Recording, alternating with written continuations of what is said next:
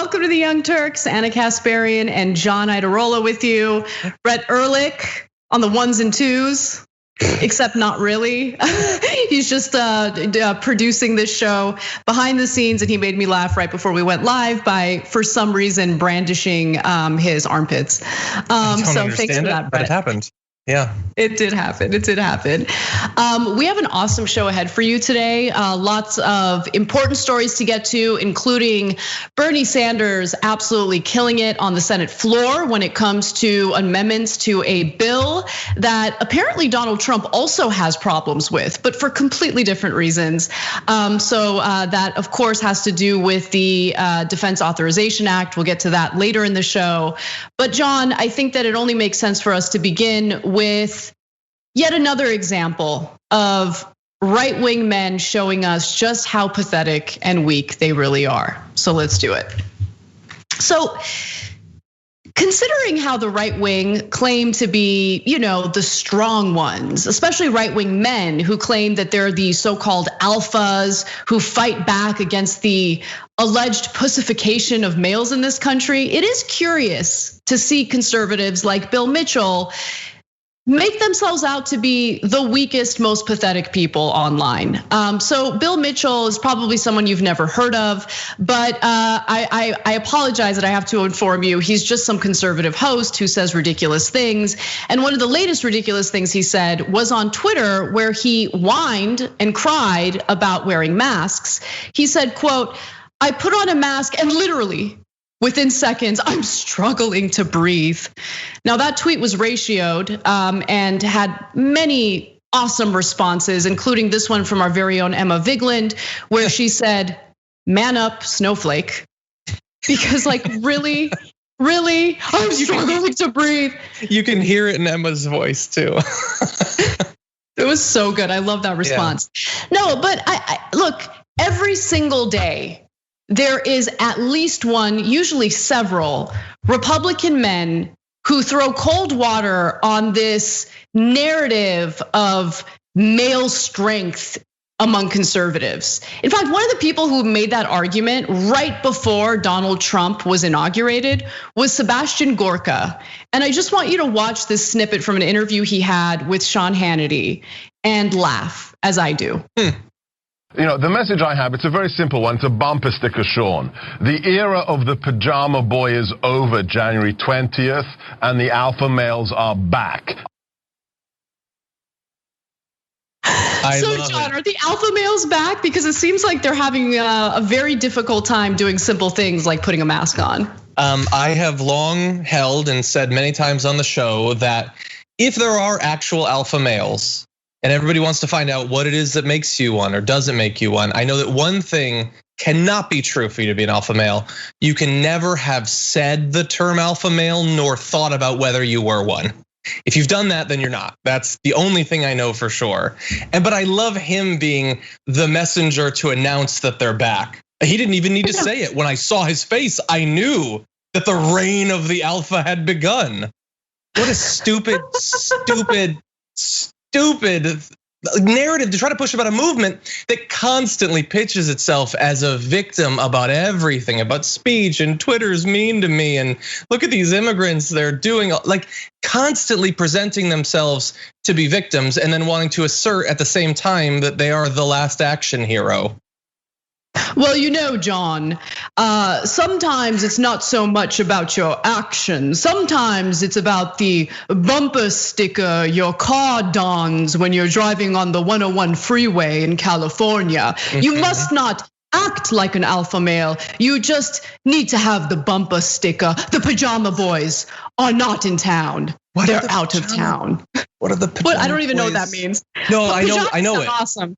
You scratch the surface, guarantee it's something racist or anti-Semitic. I don't know for sure, but I have a feeling that it probably is.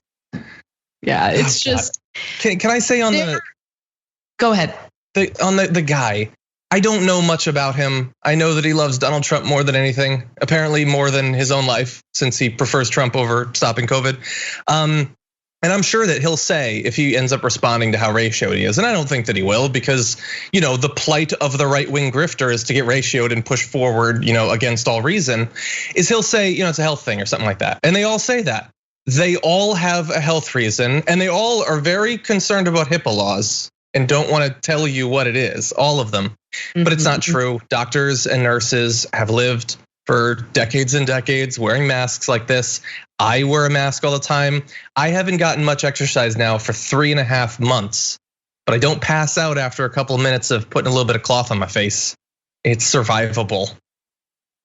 Yeah, but really fast. It's like, as a culture, how much time have we spent thinking about what we would do in the apocalypse if the zombies came or something like that? Well, I don't know what, but hopefully nothing involving masks, because that'll be the end. No, what's incredible is I haven't spent too much time thinking about what I would do during the apocalypse, or like if we were somehow taken over by zombies, which in some ways we already have been. I believe in the path of least resistance. Like, I don't want to live in a zombie apocalypse, right? So just take me, I'm gone. I give up immediately. But no, in this case, we're not dealing with, something that can't be, that can't be combated. We're dealing with a pandemic that is serious.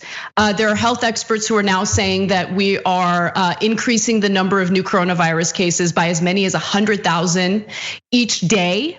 Okay, and part of the problem is that we do not have real leadership when it comes to very simple issues, very simple tasks that people can take in order to prevent the spread of the virus.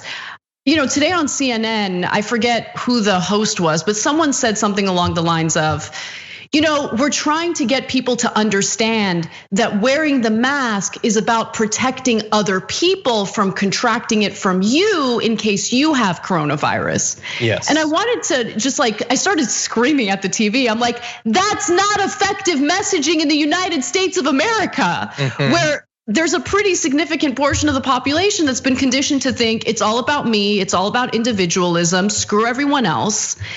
I mean, I think maybe the messaging should have been, you need to wear a mask or you're going to die, right? Even if it's not accurate, I feel like that would be more effective than telling Americans, wear a mask so you don't hurt other people by spreading it.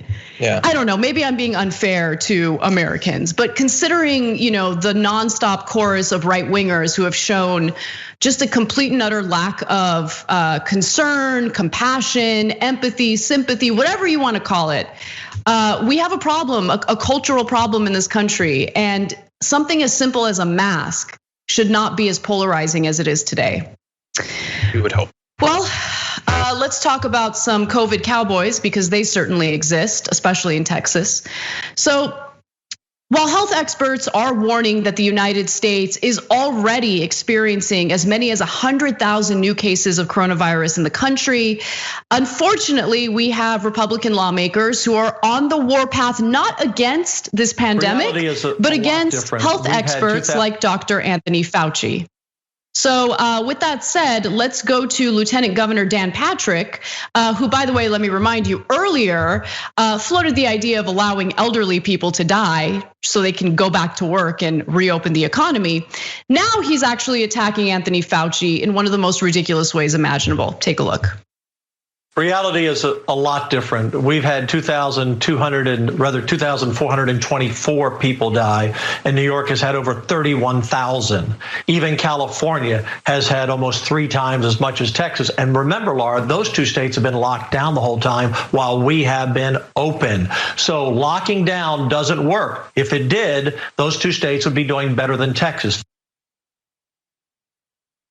Alrighty, so fact check time, because he is alleging that California and New York are far worse than Texas, and Texas did the right thing by opening businesses back up prematurely. That is actually not the case. So if you look at the data, and this is from Johns Hopkins University, you of course need to look at the number of coronavirus cases per day per capita, right? Because of course, in a more densely populated state, you're gonna have a higher number number overall, but how about per capita, per 100,000 people? Well, in Texas, right now as it stands, there are about 5,733 new cases per day, or 20 cases per 100,000 people per day. In California, there is 14 new cases per 100,000 people per day. So look, California, I am not going to pretend is doing well. California did the right thing in opening businesses up slowly, but unfortunately people didn't take the social distancing guidelines seriously, have not been wearing masks, and that is what has led to a surge in coronavirus cases in the state of California.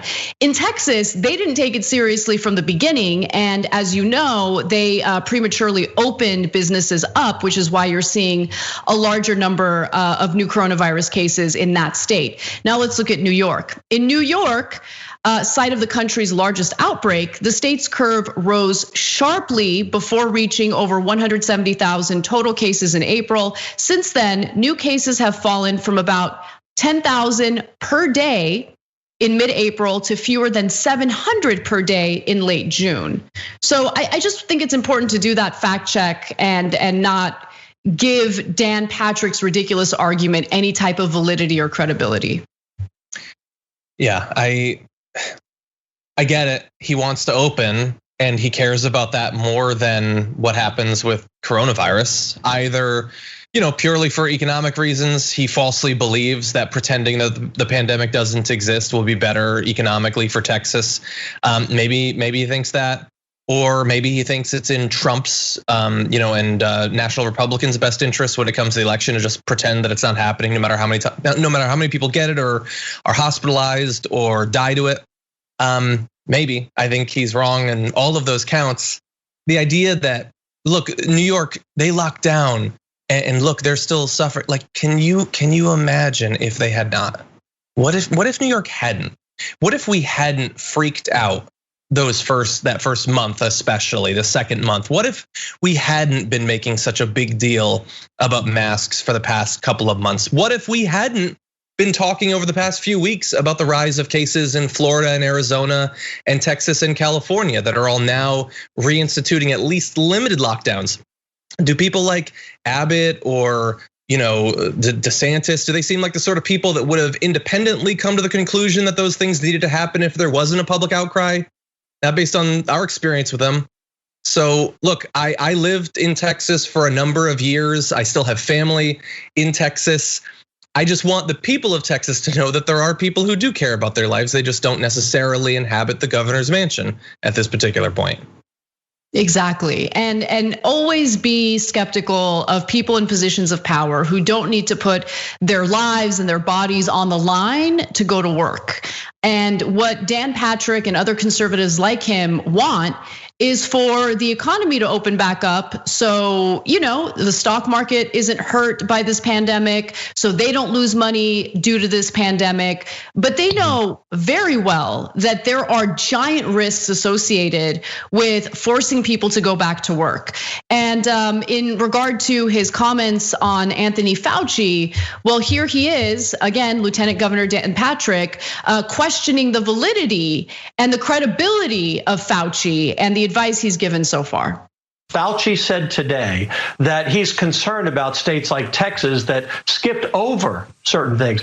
He doesn't know what he's talking about. We haven't skipped over anything. The only thing I'm skipping over is listening to him. You have a lot of doctors on your show from day one. Your doctors have been right almost every time, and he has been wrong every time on every issue. I don't need his advice anymore. We'll listen to a lot of science. We'll listen to a lot of doctors, and Governor Abbott, myself, and other state leaders will make the decision. No, thank you, Dr. Fauci.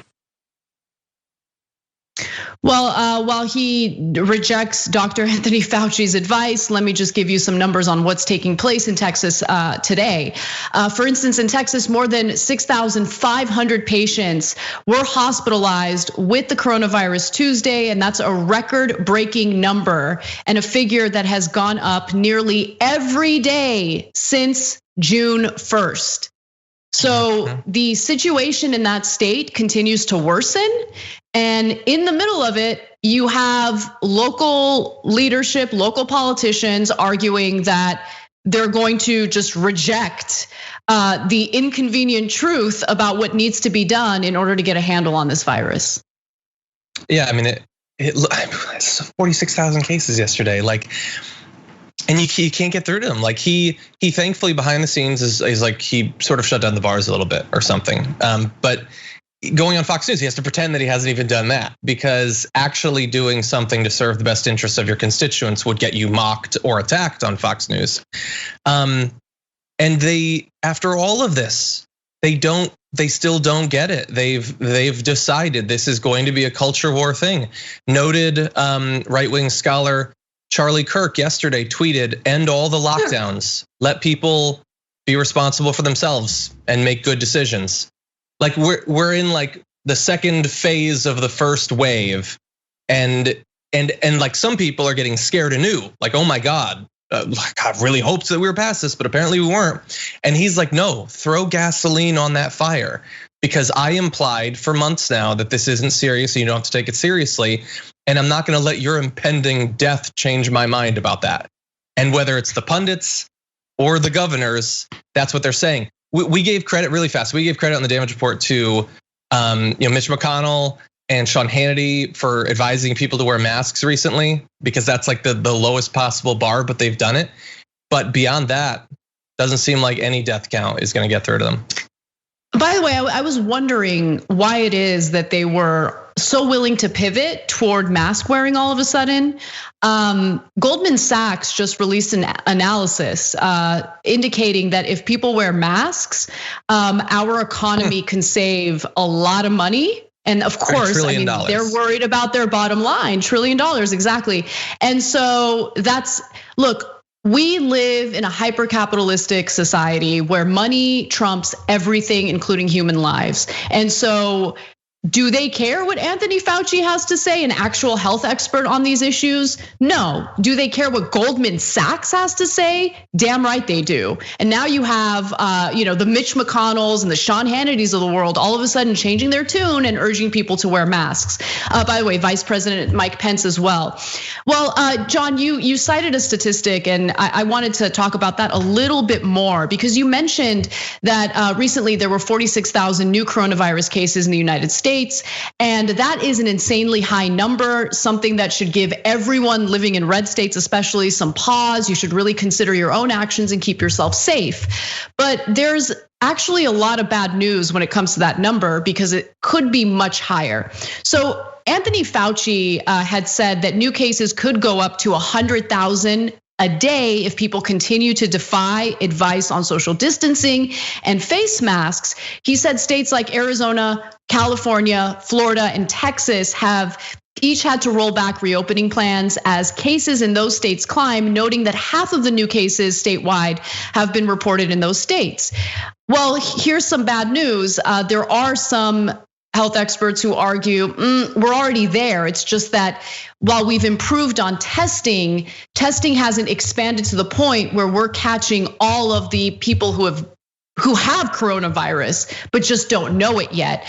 So let's go to this next video. This is former FDA Commissioner, Dr. Scott Gottlieb. He's talking about 100,000 diagnosed cases a day. The reality is we have well more than 100,000 infections a day and more than 100,000 cases a day right now. We're probably diagnosing, as we've talked about, maybe 1 in 10 infections nationally, a little less than that in these epidemic states where they're falling behind on testing. So the 40 to 50,000 infections that we're diagnosing each day right now really represents 400 to 500,000 infections. Now, those are infections. They're not all cases, because not all those people are symptomatic, but probably 200 to 300,000 of them are symptomatic, perhaps mildly symptomatic for a lot of them, so not enough to go get tested. But we're well more than 100,000 cases a day right now. Now, whether or not we could diagnose 100,000 cases a day, actually get them tested and confirmed on PCR tests, that's unclear, because the problem is that even though we have a lot of testing in the country, we have well more than 500,000 tests a day, and that's going to continue to grow. We're going to be short on tests in places where there's epidemics. So states like Texas and Florida, they're falling behind on testing right now because the testing isn't evenly distributed across the country. So it might be hard to diagnose 100,000 infections a day for the foreseeable future, but we're well more than 100,000 cases a day right now. And John, I think he makes a really good point there, because particularly in states like Texas, there is not even distribution of these tests in like rural areas, for instance. And that is a longstanding problem in states like Texas and Florida, where the rural parts of the state don't even have as much access to healthcare. I remember doing a story years ago about how many people in rural parts of Texas rely on Planned Parenthood just to get their regular checkups, which is insane. And so it doesn't surprise me at all that, some of these areas could have, high infection rates without people really knowing it or realizing it. Yeah, and we sort of, I guess, we're forced to. We've been ground down, or there's just no alternative. We have to sort of just take the information we have and think about the situation based on it. But as you say, the distribution of tests isn't even and isn't high enough to really know the extent of the virus. We don't know. Still, some states lump in antibody tests with the rest of the test numbers that they're sending out. And if you're sophisticated when you're reading this, you can potentially get that. But some states aren't reporting hospitalizations. Florida still isn't doing that, despite lots of pressure for literally weeks now to do so. They might be changing on that in the near future, but not yet. So again, we don't have information on exactly how bad the serious cases have gotten there. And we know that a number of states have sort of played little games with the data and been caught, including Florida and Georgia. And of course, we're not in the end really going to know for sure even close to how many people have actually died, because we haven't yet had the time and the resources to go back and figure out which states were classifying people as a bizarre, unexplained spike in flu cases and things like that at the same time that their COVID numbers weren't going up. So it's complicated, and we have to use the information we have, but we should at least understand in the back of our minds that it is at best incomplete. We're gonna take a quick break. When we come back, we do have a little bit of good news coming from a red state. So you don't want to miss the details on that story and more. We'll be right back. We need to talk about a relatively new show called the Republic, or UNFTR. As a Young Turks fan, you already know that the government, the media, and corporations are constantly peddling lies that serve the interests of the rich and powerful. But now there's a podcast dedicated to unraveling those lies, debunking the conventional wisdom. In each episode of On the Republic, or UNFTR, the host delves into a different historical episode or topic that's generally misunderstood or purposely obfuscated by the so-called powers that be, featuring in-depth research, razor-sharp commentary, and just the right amount of vulgarity.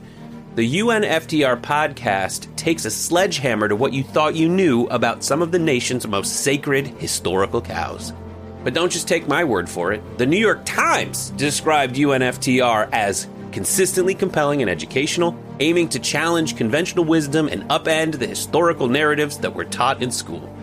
For as the great philosopher Yoda once put it, you must unlearn what you have learned.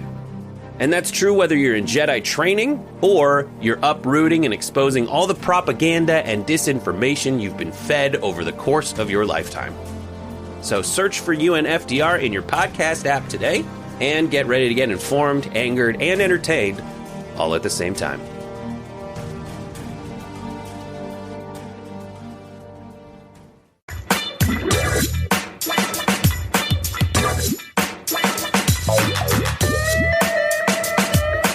What's up, everyone? Welcome back to TYT. Anna and John with you.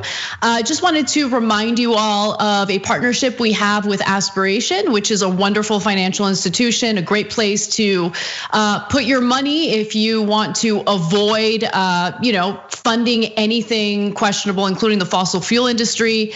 And as you guys know, when you do your deposits with Aspiration, they actually plant trees, which is good for the environment.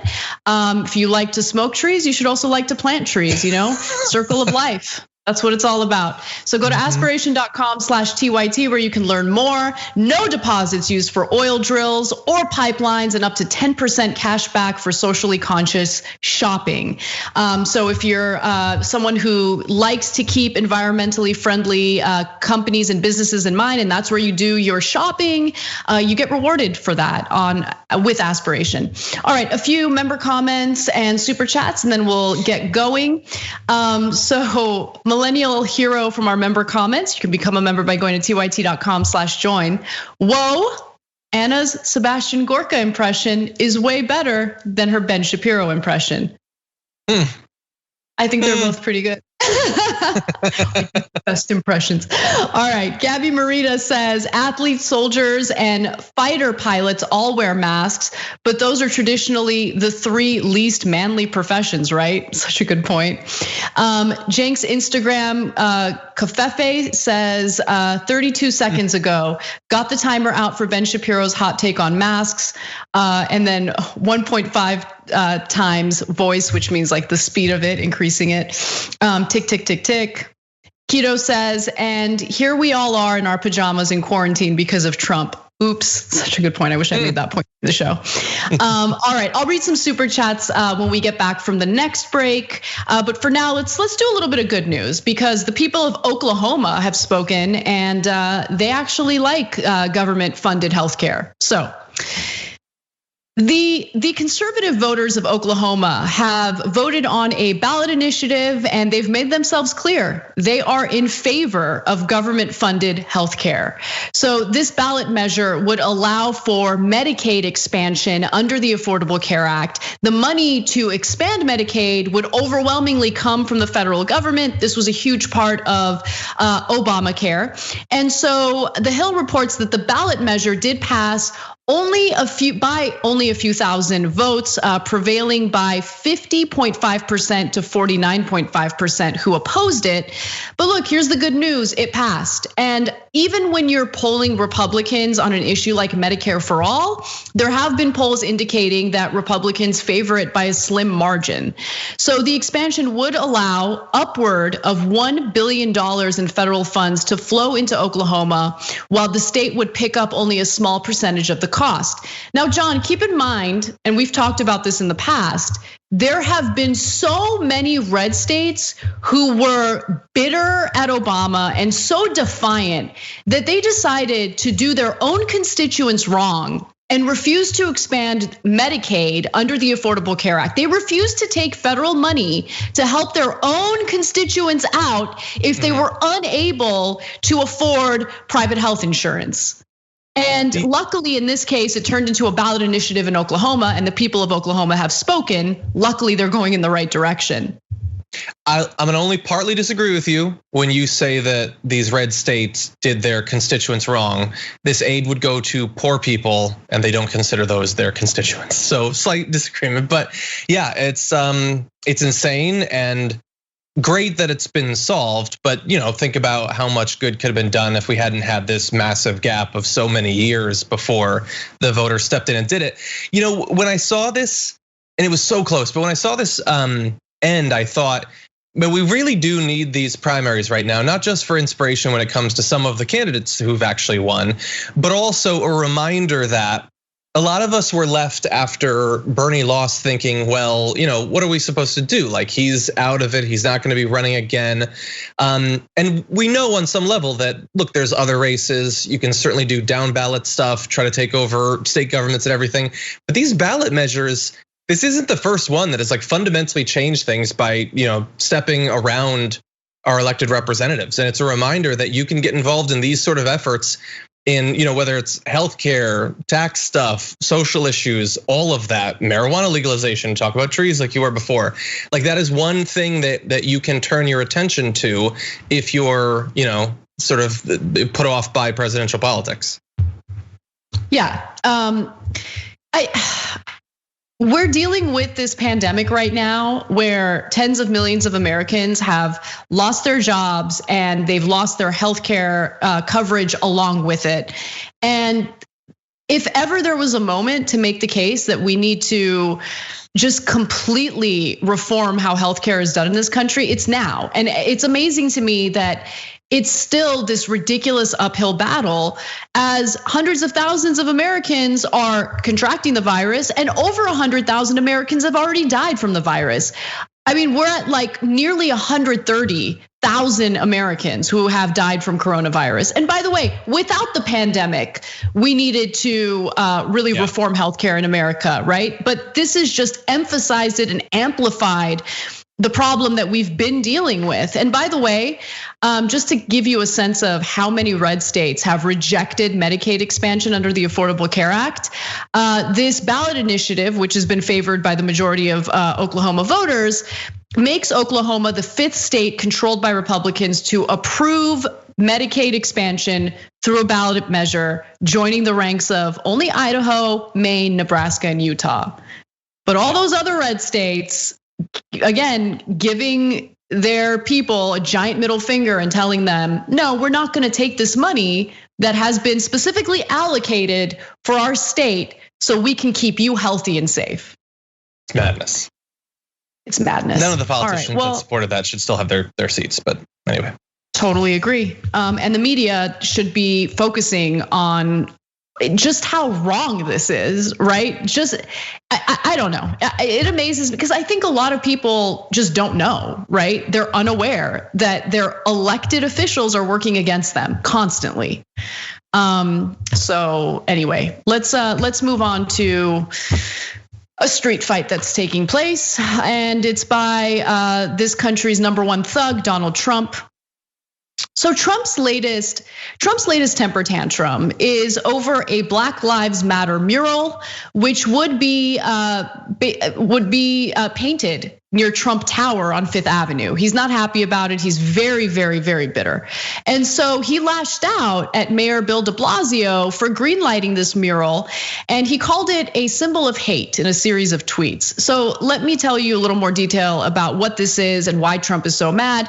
Trump also criticized city officials for agreeing to shift roughly $1 billion from the police department as part of its budget for the coming year. He complained that the financial cuts, paired with plans to paint the mural along 5th Avenue, were an affront to law enforcement. So he writes that New York City is cutting police money by $1 billion, and yet the New York City mayor is going to paint a big, expensive yellow Black Lives Matter sign on 5th Avenue. Oh, is it really expensive? I mean, I haven't seen any numbers on it. Is it like worth $1 billion? Doubt it. But anyway, let me continue. He says that this would denigrate this luxury avenue. So of course he's worried about his own property. This will further antagonize New York's finest, who love New York and vividly remember the horrible Black Lives Matter chant, pigs in a blanket, fry them like bacon. Now, of course, there was literally one example of people chanting that from years ago. And right wingers have latched onto that as if it's like the motto or the slogan for Black Lives Matter, which of course it's not. But I just want to remind people just how much cops in New York love New York and love the citizens of New York, okay? This next video is a compilation. I wanna warn you that it's graphic and difficult to watch, but this is the love that Trump is talking about.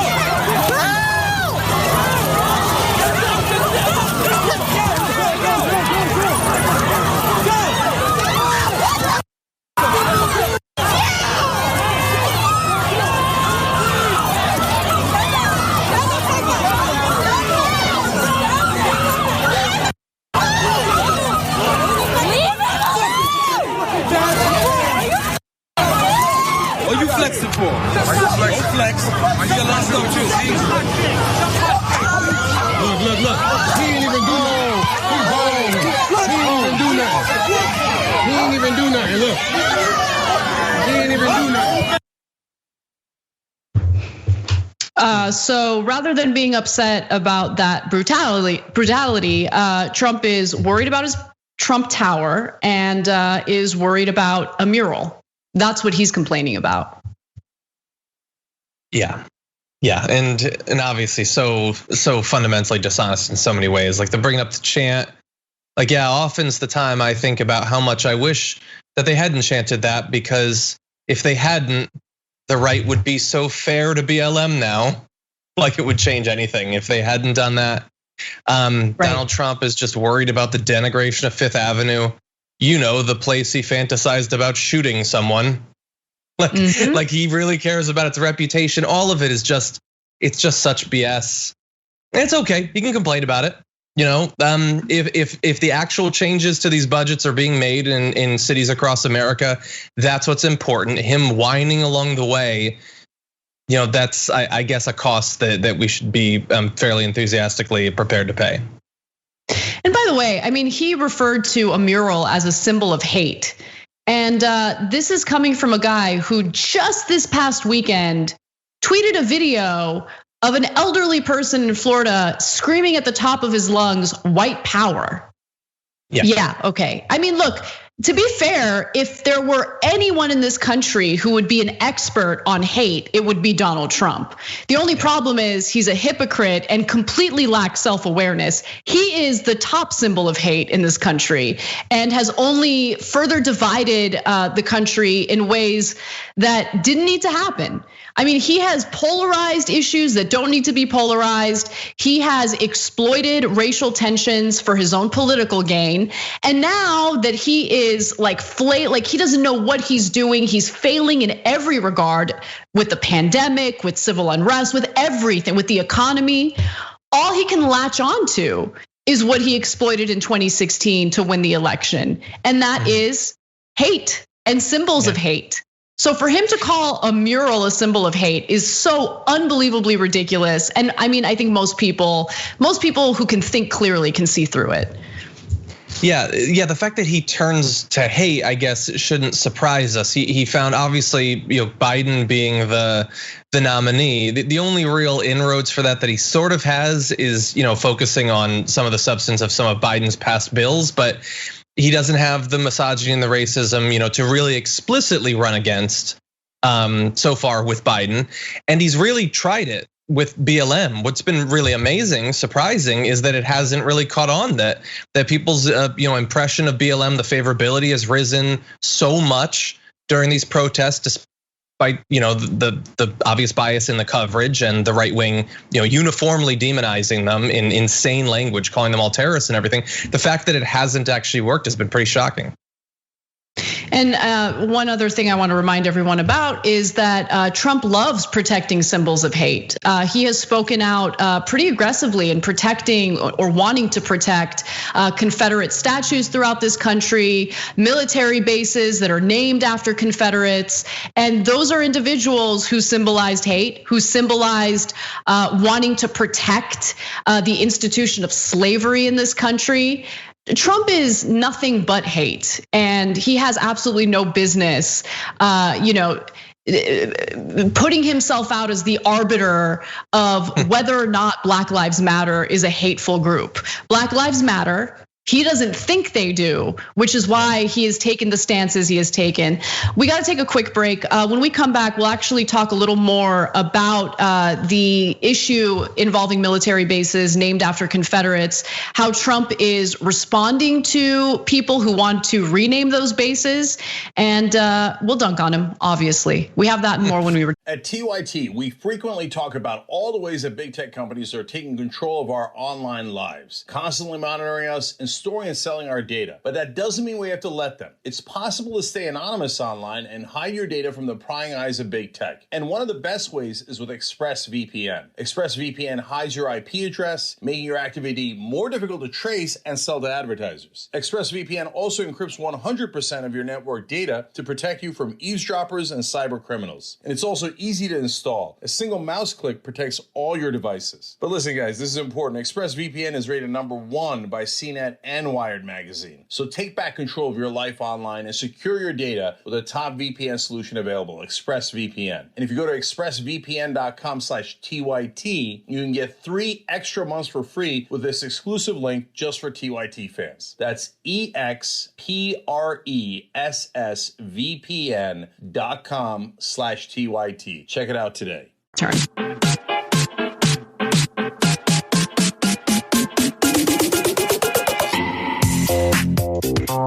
Hey everyone, welcome back to TYT. Anna and John with you. And speaking of John, I am going to read one member comment here from Jess. And Jess says, I love John's rants. We hear you, John, and we love you. I had not thought that I had ranted, but thank you for hearing me. You're loved. Jank's Instagram Kofefe says, to be fair, Anna, it is a symbol of who hates Trump or who Trump hates. It's not even a question at this point, referring to the Black Lives Matter mural that will be painted on Fifth Avenue. And Trump referred to it, of course, as a symbol of hate. Let me read the super chat comments as I promised. Andre says, thanks, John and Anna, for the amazing news. News has been pretty bad, but I know what you mean. Blazin says, my brother has CF lung disease and wears a mask, as he should. And Nathan G says, I think dogs should vote. Dogs for President 2020. You know I'm on board for that. Like, that sounds amazing. Come on, can you imagine Charlie leading the country with love and cuddles? And peanut butter, because he loves peanut butter. All right. Well, we got stories to get to, so let's stop messing around and get to military bases, which are in the news today. So Donald Trump has threatened to veto military funding through the Defense Authorization Act over his support for traitors to the United States. Donald Trump wants to protect traitors, and he is willing to defund the military in order to do that, in order to protect them. So the Authorization Act might include an amendment that would change the name of military bases that honor Confederate traitors. You know, Confederate soldiers who were traitors to the United States and wanted to secede from the United States, those people. Trump is against it. So he says, I will veto the defense authorization bill if Elizabeth Warren, of course he calls her, the name that he likes to call her, of all people, amendment, which will lead to the renaming plus other bad things of Fort Bragg, Fort Robert E. Lee, and many other military bases from which we won 2 world wars, is in the bill. Okay, so the Confederate soldiers did not help us win anything. The Confederate soldiers fought against the Union. And the reason why they fought against the Union is because they were traitors who wanted to keep black people enslaved in this country. And so Warren's version, by the way, of the bill has already passed by the Senate Armed Services Committee, which, if I'm not mistaken, John, is a bipartisan committee. So it passed committee, and now the Senate gets to vote on it, the House gets to vote on it. And I think that it probably makes sense to not have military bases named after traitors like Robert E. Lee, which I'll give you more details about in just a minute. But what do you think? Yeah, that makes some sense to me. Yeah, Brett, could you put up the tweet for just a second? Because I love trying to get into his mind as he's messaging. So like little things, like I love the 2 and 2 world wars is capitalized for some reason. But anyway, I think he gets that just the fact that it's being renamed isn't enough.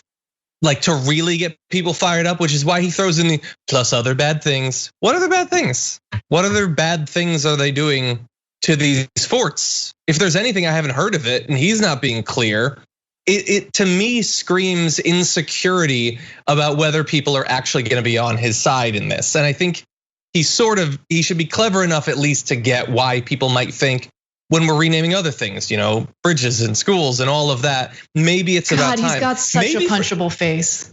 Like, I'm sorry, but every time we use that B-roll of him doing this face, like, watch, not this one. Sorry, I'm so sorry for interrupting you. This is like such a jank-like thing to do. That face, come on, that face, face. Oh my God. Unearned confidence, unearned smugness. And I apologize for interrupting the really great point you were making to make that point, but come on. Anyway, go ahead, John. Yeah. Sorry about that. No, I don't remember what I was saying. No, I'm kidding. Yeah, I would say unearned smugness, definitely. Confidence, he pretends. I don't know internally how good he actually is. Yeah, I don't really remember. Sorry about that? Something about naming the faces. His tweets and how he doesn't know. Yeah. He's like other bad things. Yeah. I get it. So yeah. And by the way, our soldiers trained there, and then they went and they won 2 world wars. That's a great point. That's history right there. Name them after some of the people from one of those wars that we won that are so significant, where we were fighting against Nazis rather than they were fighting against us. Like maybe we can move that in direction. So look, I know a lot of you are super smart. You know your history. You know that Robert E. Lee was terrible. He was a Confederate. He led the Confederates, and he was a failure. Not only did the Confederates lose, and not only were they traitors to the Union, there are quotes that are so disgusting that are attributed to people like Robert E. Lee. So let me give you some details. So for instance, he agreed with secessionists in most areas, such as dislike of Northern anti-slavery criticisms and prevention of expanding slavery to new territories and fear of its larger population. Lee supported the I'm gonna mispronounce this, but he supported constitutionally protected slavery. He wanted the Constitution to include protections for slavery, not like to protect the slaves, but to protect enslaving Black people in this country. Lee's first field assignment, by the way, was commanding Confederate forces in Western Virginia, where he was defeated. This was his first assignment. What a loser. Why are we naming military bases after a loser like this? He was defeated at the Battle of Cheat Mountain, the first assignment. And of course, there were a number of other defeats following that. I don't know if you guys know this, but the Confederates were defeated, and we're glad that they were defeated because they were traitors to the country. And we have military bases apparently named after loser traitors. Here are some quotes attributed to Robert E. Lee. My own opinion is that at this time, they, Black Southerners, cannot vote intelligently, and that giving them the vote would lead to a great deal of demagogism and lead to embarrassments in various ways. Let me just remind you all that he was a loser and also a traitor, and thus was incredibly embarrassing as a person. He also said, the Blacks are immeasurably better off here than in Africa, morally, socially, and physically. The painful discipline they are undergoing is necessary for their instruction as a race, and I hope will prepare and lead them to better things. How long their subjugation may be necessary is known and ordered by a wise, merciful providence. No, he was trash, and we shouldn't have anything named after him. We should never honor him. I hear people who say, well, this is part of our history and people should know about that. Put his ass in a museum somewhere where people will have the full context of who he is and what he did. But honoring him by naming military bases after him is ridiculous. All right, final story for you, and this is a good one. It has to do with Bernie Sanders and what he's proposing in the Defense Authorization Act. Bernie Sanders has proposed several important amendments to the National Defense Authorization Act aimed at providing a number of things, including free masks for Americans every month, and also ending funding to the Saudi-led war in Yemen, which of course the United States is supporting. The amendments came in addition to the Vermont senator's plan to slash the Senate's proposed $740.5 billion Pentagon budget by 10% and redirect the savings toward funding healthcare, housing, education, and jobs in impoverished US communities. Here he is on the Senate floor making the case. We are spending more on the military than the next 11 nations combined. That's Russia, China, UK, France, you name it. More than all of them combined. And we're spending on the military budget over half of our discretionary spending. If the horrific pandemic we are now experiencing has taught us anything, it is that national security means a lot more than building bombs, missiles, jet fighters, tanks, submarines, nuclear warheads, and other weapons of mass destruction. National security also means doing everything that we can to make sure that every man, woman, and child in this country lives with dignity and security. And that includes many people and many communities around this country who have been abandoned by our government decade after decade. Without a moment's hesitation, we spend billions and billions on the military while we come to work and step over people who are sleeping out on the streets. So, John, among other things, he wants to, use the Defense Production Act in order to mass produce masks and ensure that every American in this country receives 5 new masks delivered by the post office every single month, which I think is important, especially considering, and I think this plays a huge role, by the way, in how conservatives are now messaging that people should wear masks.